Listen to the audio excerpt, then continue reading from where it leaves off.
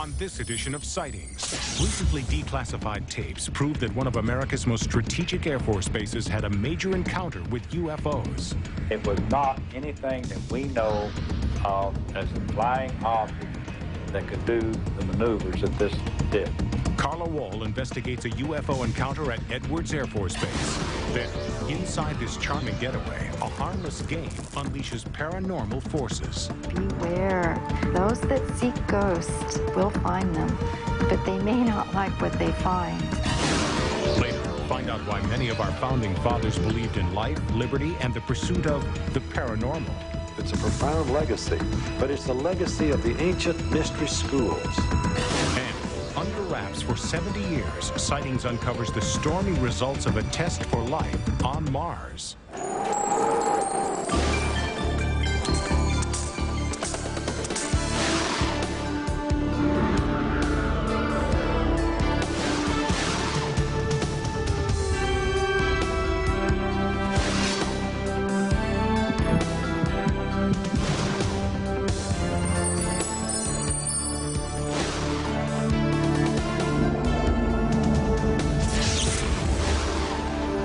Welcome to Sightings. I'm Tim White. A majority of UFO sightings are reported within close proximity to U.S. military installations, leading skeptics to argue that UFOs aren't extraterrestrial spacecraft, but top-secret military hardware. But what happens when a UFO is sighted near an Air Force base, and even the military admits that they don't know what it is? From Edwards Air Force Base, California, Carla Wall reports.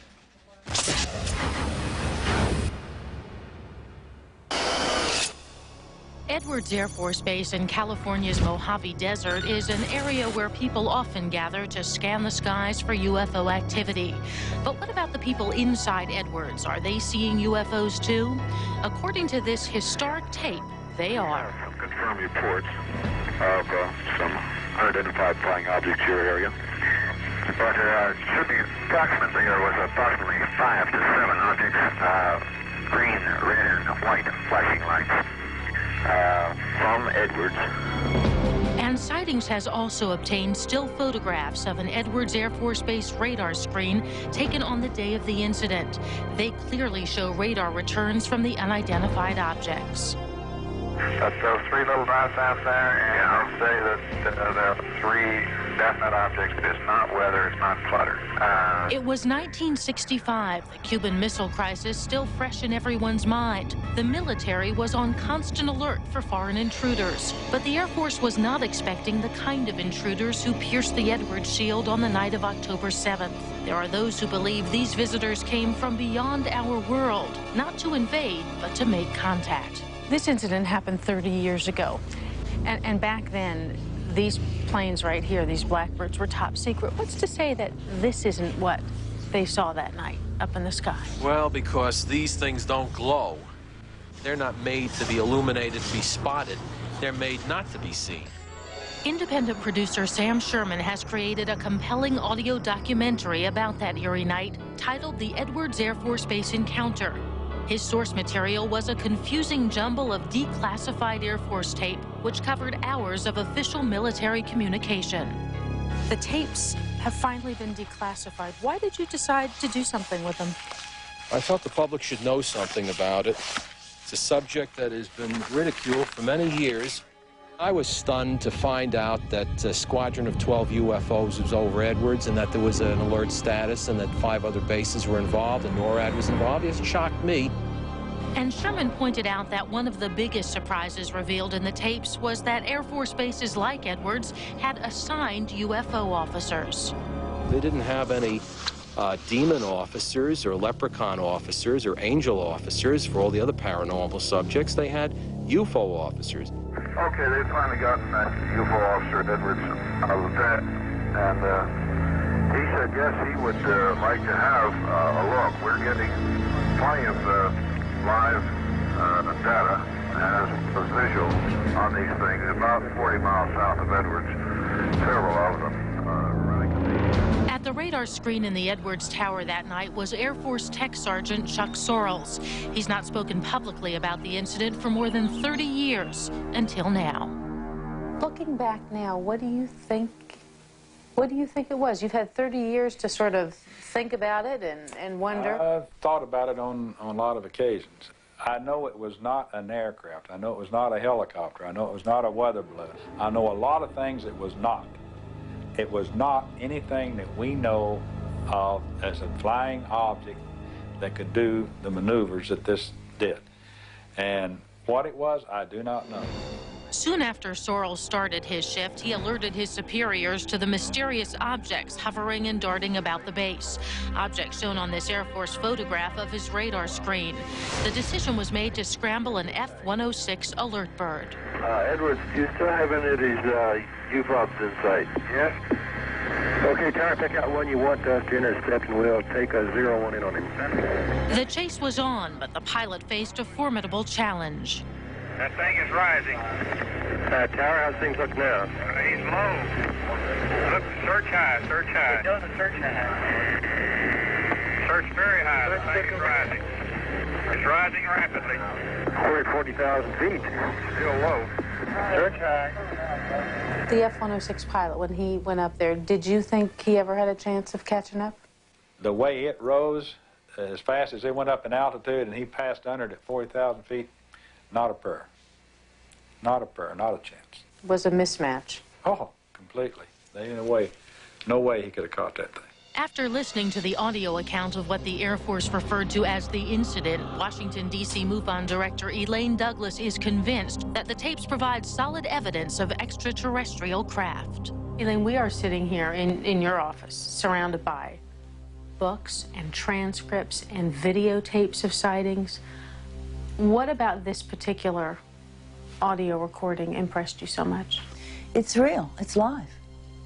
It's the U.S. government talking about seeing UFOs, lots of them, over a military base. Clearly, they're in airspace where the only things that are supposed to be in that airspace would be U.S. military aircraft, and they're not that. And because we have the tape record of it, we know that it really happened, and it cannot be denied by the U.S. government.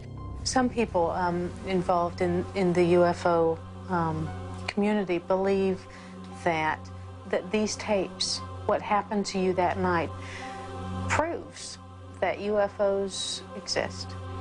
I don't dispute that, not in the least. I think what we're going to find out now, that the Cold War is over, that you're going to get more and more of these, what has been classified over the years, released, and they're going to be able to reach some kind of a conclusion as to what we have seen. Because sightings like these often lead to ridicule, Sorrell is relieved to learn after so many years that there are other eyewitnesses and hours of audio tape to back up his story. I don't like to be the only one saying these type things. There's one point on that tape that struck me, and it's when you said, I don't want to be the only one seeing this stuff. Yes. You know, if you're the only guy in the whole world that saw this thing, then how in the world is anybody going to believe you? You know, I mean, you're the crazy. But if you can get another half dozen people, it's not so bad. In fact, 700 international scientists and engineers were at Edwards that night. Many believe it was more than just a coincidence. They were there on Edwards for a conference at the time. And I've always kind of wondered, well, did they come there to put on a show for the scientists, or was they there trying to find out what the scientists were doing? I don't know. But it was just kind of strange that they decided to show up that night as opposed to some other night. Do you believe in UFOs, extraterrestrials? I think the possibility very strongly exists that, yes, there is something beyond what we know. Does it make any sense to you what it could possibly be? No, we're in as much of the dark night as you are. When Sightings contacted the Air Force for official comment on the Edwards incident, our investigator was told only that the documents in this report are characteristic of Air Force documents of the period. Beyond that, they have no official comment on the case. Next, a brush with death opens a doctor's mind. Later, inside this bed and breakfast, a game unleashes a hidden evil.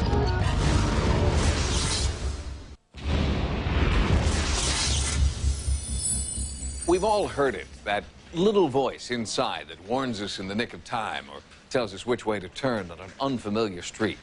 It's called intuition, ESP, or just plain common sense. But what happens when that little voice tells you to do something that doesn't make sense? Do you ignore it, or do you trust that sixth sense to know more than your conscious mind?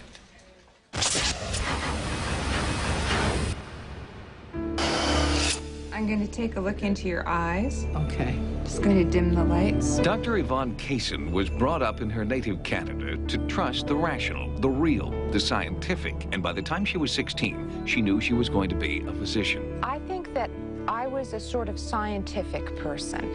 Mainly, I was very good in math, and I was very good in science, and I did extremely well in school. She earned top honors in medical school, graduated with distinction, and then set up her own practice based on the conservative approach to medicine she'd been taught. I had a very traditional medical practice. Really, on the outside, I taught with the University of Toronto, and I taught medical students and residents. I also became very active in the various medical bodies. So I really did traditional practice. She did practice that way, but she doesn't anymore. Something happened to Dr. Kaysen that altered not only her approach to medicine, but also fundamentally changed the way she's perceived the world around her. 1979, Northern Ontario, Canada. Dr. Kaysen, a nurse and the pilot of a small plane, were transporting a critically ill patient. A freak blizzard caused the plane to lose power. I thought, I'm gonna die. And the plane was going in this really rough turbulence, crashing down to the ground. So we had to very quickly get out of the plane as the plane was sinking into the water. The plane sank very fast, taking the life of the patient with it. This was sub-zero freezing weather when this happened. It was about 20 below. I was wearing heavy clothes, and there I was. I looked around, blizzard happening around me. What should I do? And a voice in my head spoke, and the voice said, swim to shore. But the shore was 200 yards away, across a heavy downstream current. Swimming didn't seem to be the best option. Now, at this point, the pilot started saying, everybody climb on the ice, everyone get on the ice. And I remember sort of arguing with this voice in my head. So I didn't start swimming to shore. I started trying to crawl up on the ice. And every time that I tried to get up on the ice, I'd sink into the water from the weight of my arms. So finally, I surrendered to that voice, and I started swimming to shore. But the swim was too difficult, and in her frenzy, Dr. Kaysen had a remarkable experience. It seemed like my consciousness, or my point of perception, raised up above my body somehow, and I was 15 or 20 feet above my body, watching what was happening to my body down below. It was most extraordinary. I'd gone to this place that was filled with light. There was this intense feeling of love. And at the moment of what appeared to be my death, I totally surrendered to the divine, just... Once she surrendered to this non-physical presence, Dr. Kaysen believes she was given the strength to reach the shore.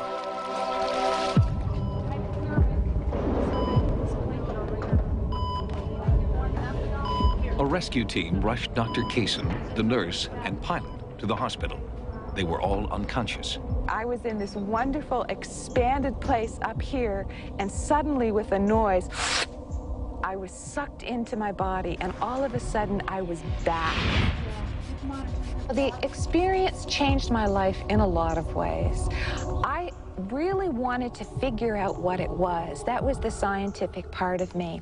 And so I spoke with my medical friends, the doctors, and I remember everyone would scratch their chin and sort of listen, wondering what it could be. No one knew what it was. People would give me theories like, oh, maybe this was due to a low blood sugar, or maybe this was a direct effect of cold on the brain causing a hallucination.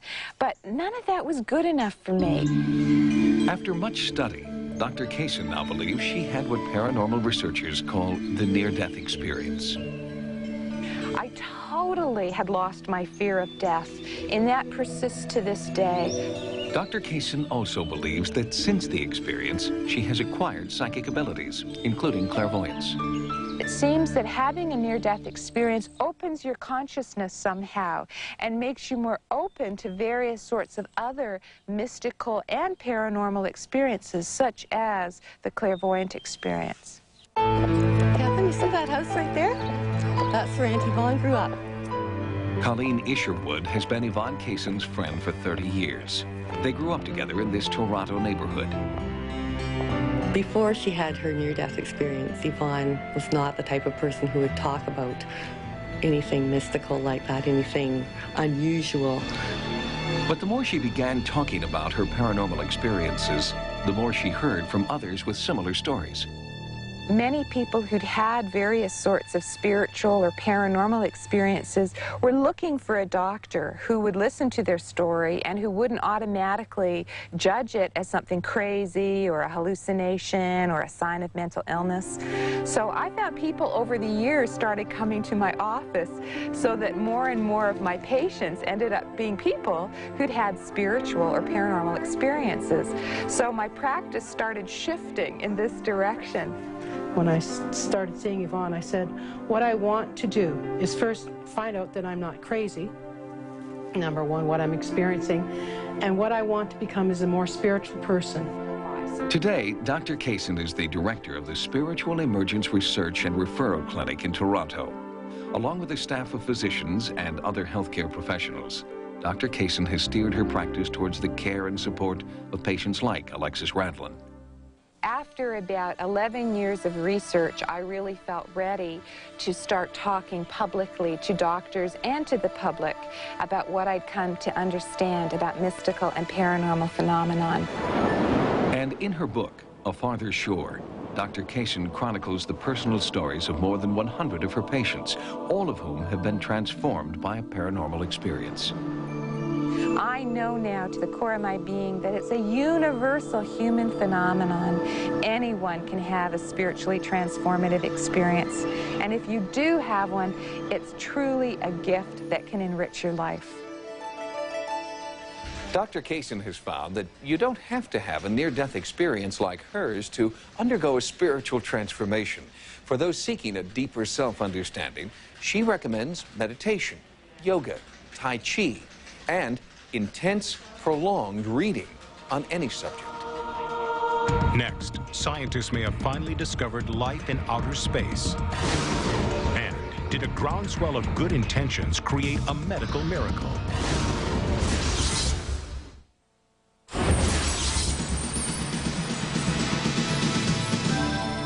Here are some of the stories Sightings is following in the news. Researchers exploring the authenticity of the alien abduction phenomenon will soon have a new database to draw from. Work has begun on the most comprehensive review of alien abduction accounts ever compiled. In Maurice, Michigan, Dan Wright, former deputy director of MUFON, is compiling data from alien abduction experiences throughout North America. It is an unprecedented program called the MUFON Alien Abduction Transcription Project, and its goal is to create a comprehensive computer database of abduction experience. These are people from all walks of life, equal numbers approximately of males and females, and of an age from early childhood until perhaps in one's 50s. Over 50 MUFON researchers are now working on the project, using hypnotherapy to bring out details of the abduction experience from volunteers. So far, more than 200 experiencers have participated in the transcription project, and more than 900 pages of data have been collected. Even MUFON veterans are surprised at the number of startlingly similar details. There are so many of these that cut across numerous cases that I know it has to be a real phenomenon, and now I have to stay around until the last chapter is drawn out. After Wright receives the transcriptions of the hypnotherapy sessions, he breaks the information down into 54 different categories, building a physical composite of the abductors and a blueprint for their craft. Thus far, his analysis of the database has led him to believe that extraterrestrial contact on a global scale may be very near.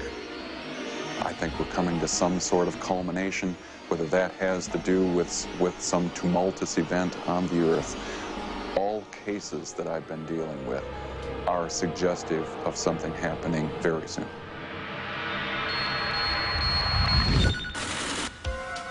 Government researchers in Bethesda, Maryland, report the discovery of a microscopic bug with properties that are simply out of this world. The remarkable find of the bacterium Deinococcus radiodurans lends support to the theory of panspermia, that life on Earth was born from cosmic spores drifting in outer space. We picked it up from elephant feces in a zoo in Japan, from llama feces, from weathered granite in Antarctica, from irradiated underpants in Sweden. In fact, this bacterium has been found to have more radiation resistance than any other known creature, even enough to withstand extraterrestrial travel. There's nothing terrestrial that we know about that would call for that kind of radiation resistance. Studies continue to determine the origin of Deinococcus radiodurans and to decode secrets of the universe that might be locked inside its DNA.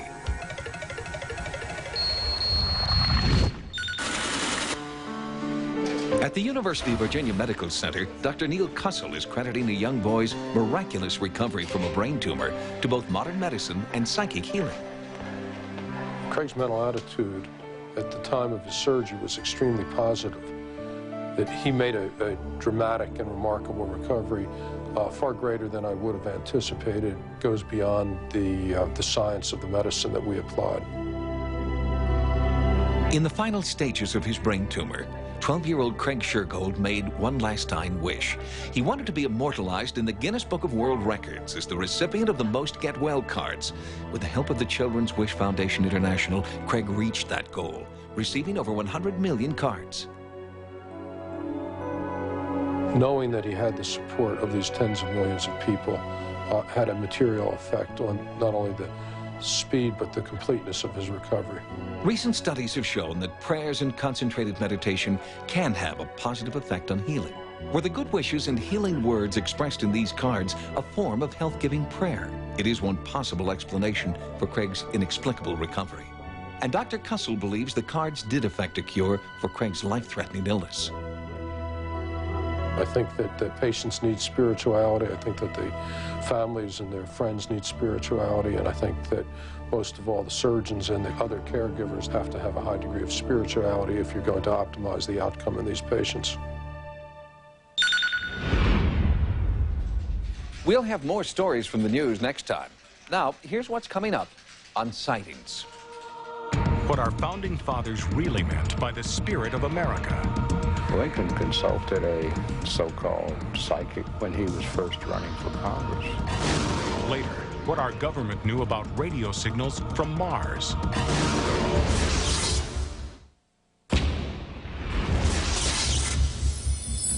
A president of the United States consults with an astrologer before making an important political decision. A congressman is transformed by his son's near-death experience. A famous general channels his past life as a Roman soldier.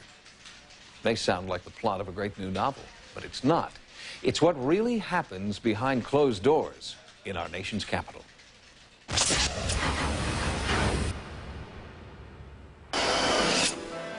Washington, D.C., the nerve center of the most powerful nation on earth. These stolid edifices, the buildings where America's future is debated and voted on, evoke the spirit of the founding fathers, pragmatic, intellectual thinkers who brought forth a great nation. But our early leaders were, in fact, highly spiritual people with a belief in divine guidance and supernatural intuition, and they were all deeply committed to ancient secret societies.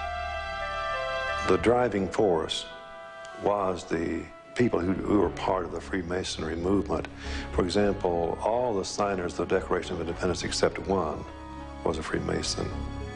Milton Friedman has spent the last 30 years as a speechwriter and presidential advisor, and has held high-ranking positions in both the White House and the Congress. I spoke with him recently about the history of mystical activities on the Hill, particularly the early influence of the Freemasons' paranormal view of the world. There's a mystical dimension to the Masonic order. Can you talk about that? The philosophy of the Masons, which was at that time a mystical approach, was an idea of higher vision in the affairs of humanity. And when Washington dedicated the United States Capitol, he used the Masonic symbolism. Masonic influence is evident in the architecture of Washington, D.C., where pyramids, pillars, and numerology are repeated in nearly every official building. In fact, the entire Capitol Mall may have been designed after the floor plan of a Masonic temple, an east-west rectangle attached to an unfinished triangle. The Lodge Master would reside at the cap of the triangle, where the Capitol stands today. Talk about the dollar bill. What are the symbols on the dollar bill that relate back to the Masonic notions of the founders? The all-seeing eye comes straight out of the Masonic symbology. The idea of the pyramid was America as a spiritual nation has yet work to do, is not completed, and that's why the capstone is separated from the rest of the pyramid. The Masonic beliefs of the Founding Fathers were passed down to successive generations of government leaders, to this day, in fact.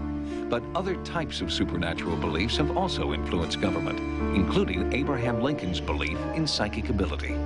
Lincoln consulted a so-called psychic or clairvoyant when he was first running for Congress and was told that he had a profound future.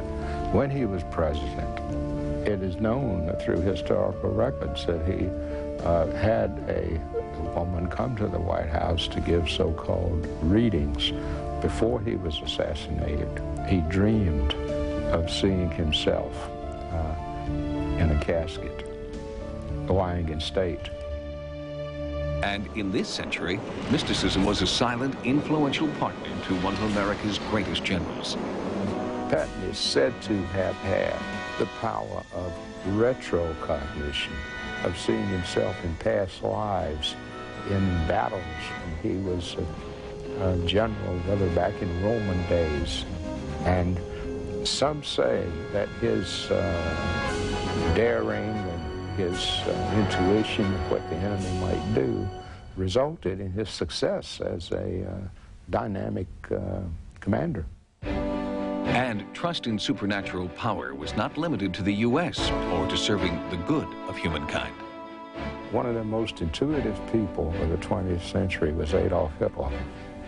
The role of psychics and mystics in the early Nazis indicated that there's a dark side, there's a shadow side.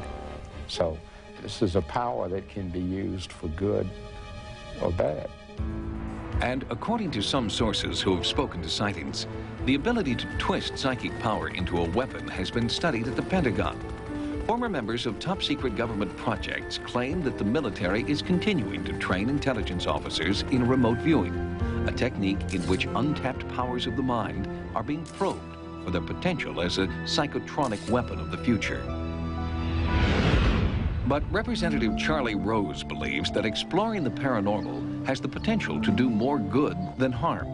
In 1976, Rose created the Congressional Clearinghouse on the Future and arranged meetings between his fellow members of Congress and alternative thinkers, such as Alvin Toffler, the Dalai Lama, Dr. Jonas Salk, and several psychics. One of the byproducts of the Clearinghouse was that a lot of members became aware that they had greater intuitive powers than they thought they had, and that they made better use of their intuition and solved a great deal of problems that way. A professor from China predicted the development in the Iran-Iraq war, the idea of Desert Storm, and all of these things way before they had ever occurred. And it is this trust in the intuitive and our own spiritual nature, says Friedman, that is the ultimate legacy from our Masonic founding fathers. He challenges today's leaders to accept and exploit the great potential that exists within the new realm of paranormal politics. That's the real paranormal thing, is the alchemy that takes place in your life when you allow greater integrities to be incorporated into your life. So that's what Masonry is about, transformation. The Founding Fathers learned how to quietly listen to their minds and be channels for information about how to put America together as the home of freedom for the whole world. We need to do that again. We need to keep that process ongoing. Milton Friedman believes that politicians have little to lose and everything to gain if they will admit the role intuition and perhaps even paranormal phenomena play in their decision-making. Friedman suggests that we may be on the brink of a new American revolution where the fight over ideas will take on a whole new dimension. Next, how this California bed and breakfast fell under the influence of darker forces. We played with the Ouija board. We attracted ghosts.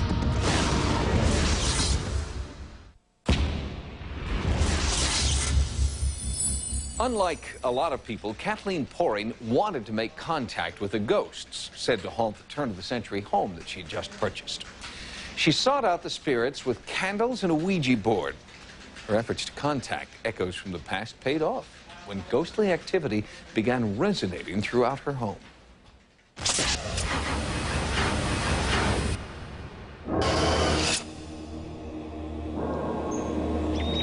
It was her new turn-of-the-century home that inspired Kathleen Poring to pull out the Ouija board and dabble in ancient rites said to evoke the spirits of the dead.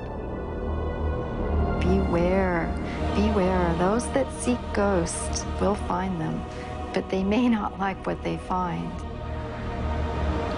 After the death of her husband Richard in 1988, Kathleen wanted a complete lifestyle change and chose to move from Los Angeles to Santa Barbara, to a place she just knew was her dream home, despite some chilling words from her real estate agent. He said that 8 people had died in the house, and as he was telling me the history, I said, I'm thinking to myself, the house must be haunted. Kathleen bought the house and converted it into a cozy bed and breakfast. She decorated the home with relics she found in the attic, and this seemed to bring out strange phenomena that both Kathleen and her boyfriend, Mark, experienced. Lots of times when we would be discussing the ghost, music would come on, lights came on, you know, we lit candles at night, we played with the Ouija board, we did all sorts of crazy things, and we attracted ghosts. John Ronner has studied various forms of spirit contact and warns against attempting to communicate with the other side in a frivolous manner. If you open up forces in your life, you want to make sure that these are benevolent forces and not malevolent ones. Playing with the Ouija board in many cases, perhaps in most cases, is not a good idea. But the forces in Kathleen's house seemed benevolent, and during one episode they were downright playful. Mark was sitting in my bedroom with the door opened, and suddenly there was a light. An incredibly bright, white, pinpoint light shot right towards me. It traveled down the stairs, and at the same time it traveled up the stairs. That was my first experience with actually seeing something that caused me instantly to know that there was something else going on here that I'd never experienced before. After that episode, Kathleen sought out deeper communication with the ghosts she felt in her home. She began automatic writing, where words would flow onto the paper without conscious thought from her. When I read them afterwards, I was totally amazed, completely amazed, because I knew that they were not my words, they were not my thinking, and I knew that it didn't come from me. Kathleen's daughter, Cherie, did not support her mother's flirtation with the unknown. I felt uncomfortable with it. It did frighten me. I felt more like she was entertaining it. But Cherie kept her reservations to herself. Her mother was happy. The bed and breakfast was coming together and had begun accepting guests. Times were good until the supernatural forces began to turn on Kathleen. I was walking down the stairs, and suddenly I felt somebody push me from behind. Then the forces turned on Cherie while she was pregnant. Something pushed her down the stairs, too. it was getting a little strange. It was not just playful, but it was becoming a little dangerous. It's very common for people to play with fire when it comes to the other side, and most of the time it's just very innocent. People don't realize what they're getting into until it's too late, until that channel is opened up and these forces begin to act on them. Hello, the Mary May. Kathleen tried to put the frightening events behind her to move forward with her business. She stopped using the Ouija board, but continued to feel a strange force compelling her to do automatic writing. One time I got a message that was titled Ruffled Pillows, and I thought, oh good, this is going to be really good. This is going to be about romance. But when she studied the message, Kathleen realized that ruffled pillows was a warning that she would soon become very ill, confined to her bed. I didn't know what to do about it. I did not like that message. Well, 2 days later, I came down with a very serious illness. I was really worried. I mean, I've never seen my mom like that. I mean, to have someone unable to get out of bed, I mean, that sick, out of nowhere. Fatah Evans is the Santa Barbara doctor who diagnosed Kathleen's illness. She suffered from the chronic fatigue syndrome, and she wanted to sense the magic bullet, and I couldn't give it to her, and I didn't know anyone for that particular condition. I was under all sorts of medication. I could not get better. It seemed like everything I did, I just kept getting worse and worse. Kathleen was bedridden for 6 months. It was during a moment of complete despair that she had a breakthrough. Why not invite healing forces into the house in the same way that she'd invited in the malevolent ghosts? I said, oh God, send your angels, put them around me and protect me, and it has worked. In less than a day, Kathleen was back on her feet. She reopened her home to guests, convinced that angels were changing the energy in the house. They actually appeared before me. Angels appeared before me. And it has changed my whole world, my whole life. The ghosts who had been such a destructive force in Kathleen's life have not made a reappearance since her first angelic vision. But she continues to feel the presence of benevolent spirits in her home and in her life. I think this is a happy ending for Kathleen because she learned to keep her face turned toward the light and away from the random otherworldly forces that could harm her. Now that Kathleen's bed and breakfast, the Mary May, is up and running again, she's put away the Ouija board. Now, there are angels everywhere, and Kathleen believes that they have the power to keep away the evil forces that once ruled the house. Next, did the government cover up evidence of life on Mars? They sent it to a cryptologist, and I don't believe it was ever satisfactorily deciphered to see what they had gotten.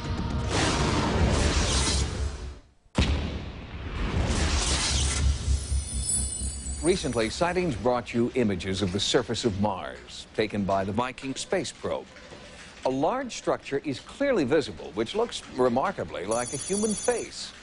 The pictures are intriguing, but they're not the first evidence of a face on Mars. That happened in 1924. It is reasonably certain that Mars has been inhabited in the past and is inhabited now. These were the words of Dr. David Todd, an Amherst College professor and astronomy genius who believed he had recorded a radio message from Mars. David Todd was, like many people, a believer in the existence of intelligent beings on Mars because of the apparent existence of features that seemed to be not natural but engineered. So his idea was that, in fact, we should listen to Mars and we should see if we could pick up radio signals directed towards us. Today's search for extraterrestrial intelligence is high-tech and computerized, but in 1924, one of the greatest mechanical minds in the country was an appliance builder named C. Francis Jenkins. If there was anyone in the kind of world of invention at that time who had all the tools to do the kind of thing that Todd wanted to have done, I think Jenkins was a logical choice. Jenkins had already developed an early form of television that converted radio signals into images on film. Dr. Todd had Jenkins aim this device toward Mars on a day of national radio silence in October of 1924. Effectively, from what I understand, they used it to aim at Mars, knowing that it was going to be closest to the Earth on whatever that date was, and used it to record signals of some kind coming from Mars. The signals proved to be astonishing. For the first time in human history, a strange message coming from the direction of Mars was actually recorded on film. They brought the film back and then had markings on the film which were very hard to decipher. There was apparently something that looked like a face that was constantly repeated along one edge of the film. And it was this first so-called face on Mars that rocked the scientific world in 1924. Many called it Martian code and demanded that it be deciphered. Todd and Jenkins submitted their film to the country's leading cryptologist. No one knows what happened next. They sent it to a cryptologist, and I don't believe it was ever satisfactorily deciphered to see what they had gotten. That cryptologist was the late William Friedman, the United States government's master of decoded military secrets and the godfather of the CIA. William Friedman is important in cryptology basically because of national security issues. He was working for the government in a security area, decoding messages. And what happened when two of America's best scientists met the master of cryptology? The answer has been shrouded in mystery for 3/4 of a century, until Sightings finally tracked down the long-lost Mars film in Friedman's personal archives at the Virginia Military Institute. William Friedman looked at the code, made an attempt to decipher it. There's no evidence in the files which indicate that he actually broke the code. Why he did not return the files to the gentleman who brought this subject to his attention is not known. As a result, both Todd and Jenkins died in obscurity, like their once famous Mars message. In Friedman's archives, purged by the National Security Agency of much of its important correspondence, we did find one revealing letter. The author reports that his men had recorded the same radio signals on that same day in 1924. They consisted in part of dashes of 6 seconds duration, separated by intervals of 7 seconds. These dashes continued for several minutes, were followed by a voice pronouncing words. They were isolated words of from 1 to 4 syllables. The author of this amazing letter to Friedman was a captain in the U.S. Signal Corps. Could this be Todd and Jenkins' ultimate vindication? A clue hidden by Friedman until he was no longer here to keep the secret. To decode a message from another planet that may or may not indicate extraterrestrial life, I believe William Friedman would have seen that as the ultimate code. During our research for this story, Sightings was contacted by the NSA, the National Security Agency. They informed us that while they would supply us with material relating to the 1924 face on Mars, they wanted us to know that neither the NSA nor the CIA has ever officially engaged in the collection of intelligence concerning messages from extraterrestrials. If you've had a paranormal experience, please write to us at Sightings. Sightings can also be contacted at America Online at keyword Sightings. At the Sightings Forum, download images, sounds, and QuickTime clips. Also, join us daily in our chat room, live on AOL. Until next time, remember, no mystery is closed to an open mind. For Sightings, I'm Tim White.